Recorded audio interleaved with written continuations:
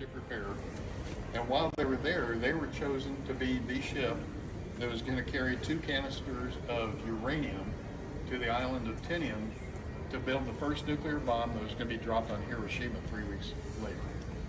So top secret mission, they didn't know, including the CEO, Captain Bay, exactly what it was they had on board. So the canisters are stored in his stateroom. Now they make a speed record, and they set a speed record for how fast they went from San Francisco to Tinian, and they had their no light emission, no radio transmission, top secret mission that they were running on. And they had no destroyer escorts or anything because they didn't want anybody to be able to keep up with them. That was the plan. So now they get to Tinian, everything is good, they unload the uranium, everything is fine. Captain McVeigh is briefed, there's no known target, no known enemy activity in the area. Everything was going on south of them. So when they pull out of Tinian, with all the compartments being closed up the way they were for no light emission, there was no air conditioning on that ship, and ventilation now was basically ceased. So he said, can you imagine the smell that was probably in those compartments? So he says, open up the compartments, air out all the bedding, so all the mattresses, hammocks, and all were hung over the side. And lo and behold, there's a submarine, Japanese I-58, waiting for them, puts a spray of 6 torpedoes in the water, 2 of which hit the bow of the Indianapolis, so it starts to go down immediately.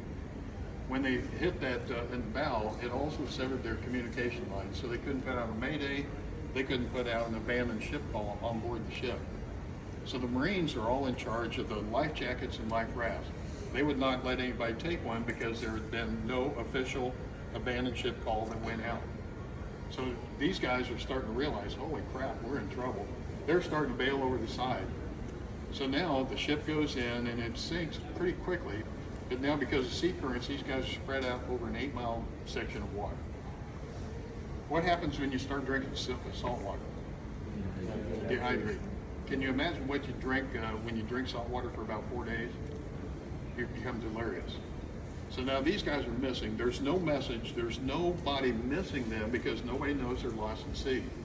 They don't know what their next port. They were supposed to be going to Guam, but the harbor master in Tinian did not release a message saying they're departing at 0800, will arrive Guam 4 days later at 2200 hours. So nobody's missing. So they're out there in shark-infested waters, treading water because very few life jackets and rafts. Sharks are out there. You and I'd be talking and treading. Next thing you go bobbing underwater and a pool of red comes up, you're gone.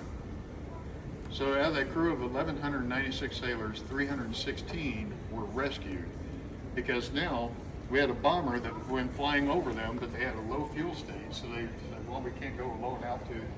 They called the Philippines. The Philippines had launched the PBY Catalina to go out there and investigate and see what's going on. So now the Catalina comes out. The sea state is such that if they land, they would not be able to take off again. So they're kind of thinking, well, we'll just go out there and survey, see what's happening.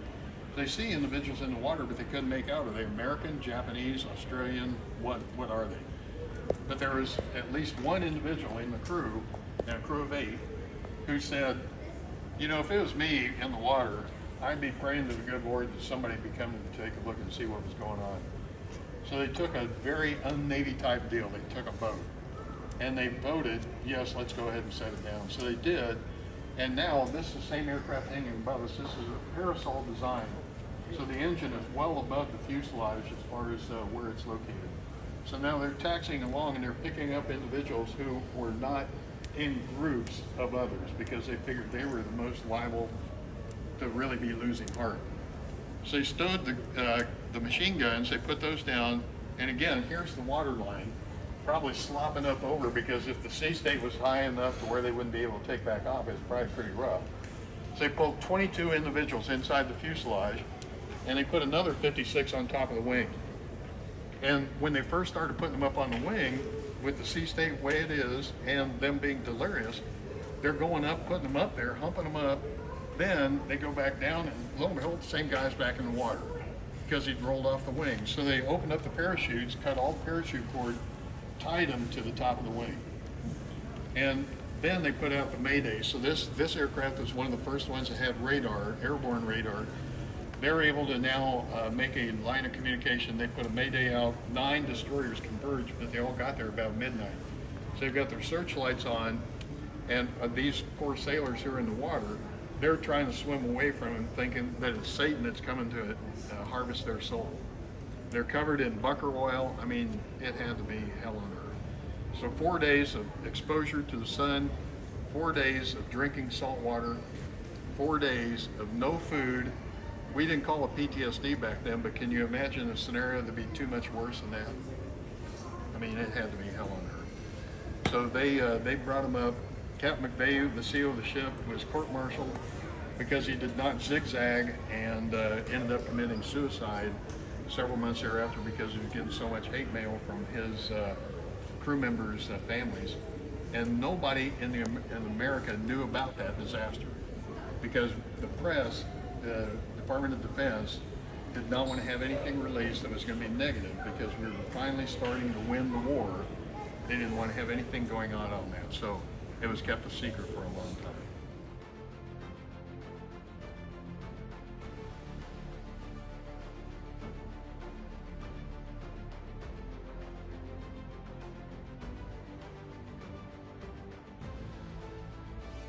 And a half of snow on the ground.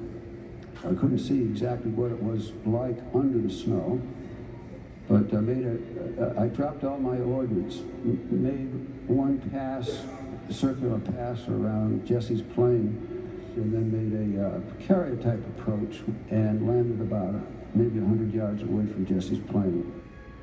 My airplane, see if the radio was still working. It was, and asked the flight leader to tell the helicopter pilot to bring an axe and a fire extinguisher.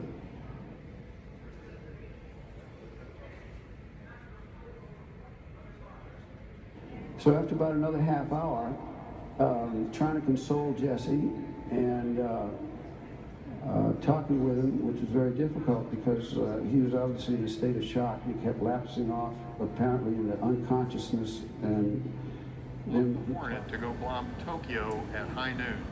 We wanted them to know that it was us that was coming in there to say hello. So they took all the bomb sights out, all the gun turrets out. When we look at the back of that aircraft, you're going to see 2 wooden broomsticks sticking out of the back where the machine guns would be, painted black. They did that on all 16 of them because they wanted to reduce the weight, eliminate the weight, but still wanted to trick the Japanese if they got on their tail to think that there was going to be machine gun fire returned on them. So Admiral Halsey was the Hornet was his flagship at that point in time. They had to crane those on in San Francisco because, again, there was no way they could land those on the carrier. So they craned them on. Now they're heading to Japan. They got spotted by a Japanese fishing trawler, so they had to launch 500 miles earlier than what they really wanted to. They put a 500-gallon rubber bladder of fuel internal in the aircraft, and each one of them took 12 5-gallon cans of gas with them because they were really concerned about the ability to be able to make it back into China to land. But Japan controlled the population as far as teak went, so we had to turn to another wood. This is all Douglas fir that was harvested out of Washington and Oregon states. All of our aircraft carriers, the USS Sable, one of those 2 that plied the Lake Michigan, it was the first one that had a metal flight deck. All the other World War II aircraft carriers were made of just exactly this wood. So again, when we talked earlier about the elevator being a midship, we're standing on the elevator right now where it's outlined in red or black and yellow. And again, it would be right there a midship as far as what was coming up on it. This is an F-4 Corsair built by Chance Bot Company out of Dallas, Texas. So I forgot to tell you, the Wildcat had a kill ratio of 6-to-1. For every one of those we lost, it would knock down 6 various, not necessarily 0, but various Japanese aircraft. This thing had an 11-to-1 kill ratio.